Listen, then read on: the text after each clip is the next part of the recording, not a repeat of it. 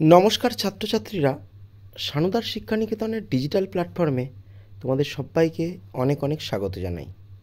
আজ আমরা এই ভিডিওর মাধ্যমে নবম শ্রেণীর ইতিহাস বিষয়ের দ্বিতীয় ইউনিট টেস্টের অন্তর্ভুক্ত পঞ্চম অধ্যায় অর্থাৎ 20 শতকে ইউরোপ বা বিংশ শতকে ইউরোপ চ্যাপ্টারের একটা খুবই গুরুত্বপূর্ণ 4 নম্বরের কোশ্চেন নিয়ে আলোচনা করব। সেটি হলো ভার্সাই সন্ধির অর্থনৈতিক শর্তগুলি কী ছিল, অথবা ভার্সাই সন্ধি কীভাবে জার্মান অর্থনীতিকে পঙ্গু করে দেয়। এই 4 নম্বর প্রশ্নের উত্তর তোমাদের সামনে আজ আমরা নোটস আকারে উপলব্ধ করাবো এবং বুঝিয়েও দেবো যথাসাধ্য। তো কেমনভাবে লিখলে তোমরা ভালো নাম্বার পাবে তার একটা নমুনা তোমাদের সামনে তুলে ধরা হলো। উত্তর কেমনভাবে লিখবে, প্রথমেই একটা সূচনা করে নিতে হবে যে ভার্সাই সন্ধি কবে স্বাক্ষরিত হয়।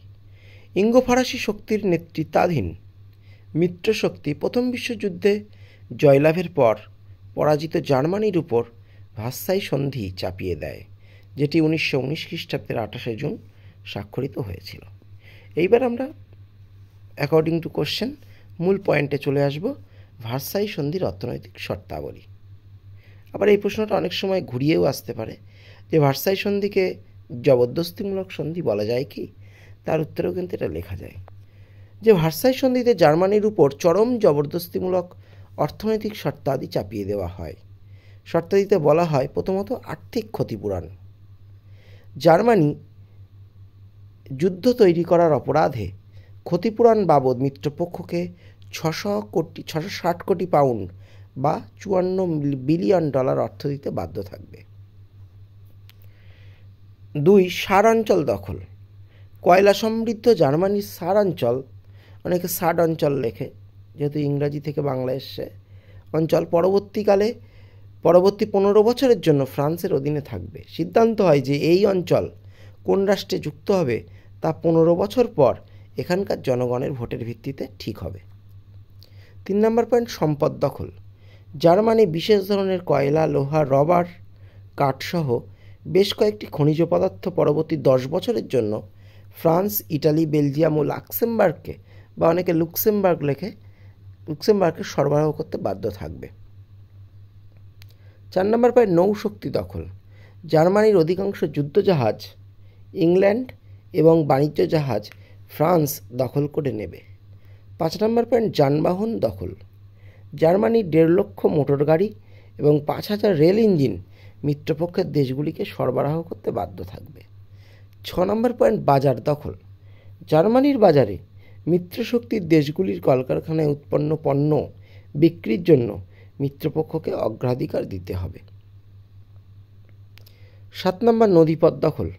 জার্মানির এলবা, ওডার, রাইন, ড্যানিউব প্রভৃতি নদী আন্তর্জাতিক নিয়ন্ত্রণে থাকবে।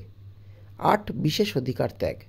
তুরস্ক, বুলগেরিয়া, মিশর, মরক্কো, সাইবেরিয়া, শ্যাম প্রভৃতি স্থানে জার্মানি তার সম্পত্তি ও বিশেষ অধিকার ত্যাগ করবে। এক কথায় জার্মানিকে হাতেও মারল, আবার জার্মানিকে পাতেও মারল। জার্মানির যত রকমের অর্থনৈতিক অধিকার ছিল সেই অধিকারগুলিকে শুধু খর্বই করা হলো না, বরং কেড়েও নেওয়া হলো এই সন্ধির মাধ্যমে।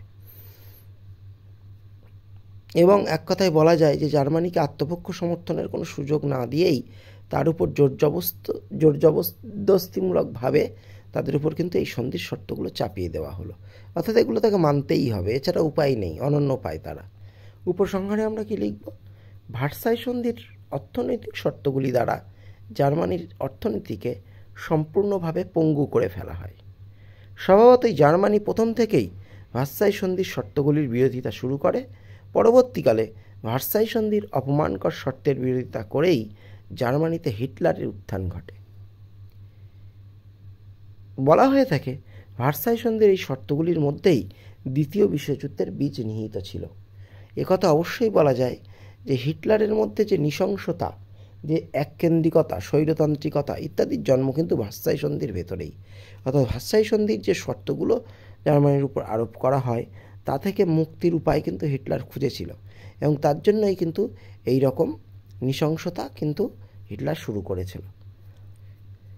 তো এই গেল 4 নম্বরের তোমাদের ভার্সাই সন্ধির অর্থনৈতিক শর্তাবলী উল্লেখ করো, অথবা ভার্সাই সন্ধিকে জবরদস্তিমূলক সন্ধি বলা যায় কি, বা ভার্সাই সন্ধি কীভাবে জার্মানির অর্থনীতিকে পঙ্গু করে দিয়েছিল তার একটি কিন্তু পূর্ণাঙ্গ নোটস এবং সুন্দর একটা উত্তর।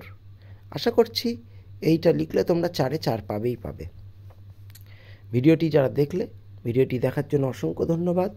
এবং এই ভিডিও দ্বারা আর যদি তোমার অন্য কোনো বন্ধুবান্ধব উপকৃত হয় তাহলে অবশ্যই ভিডিওটিকে শেয়ার করবে। যারা চ্যানেলে নতুন আসলে তারা কিন্তু চ্যানেলটিকে সাবস্ক্রাইব করতে ভুলবে না। ধন্যবাদ।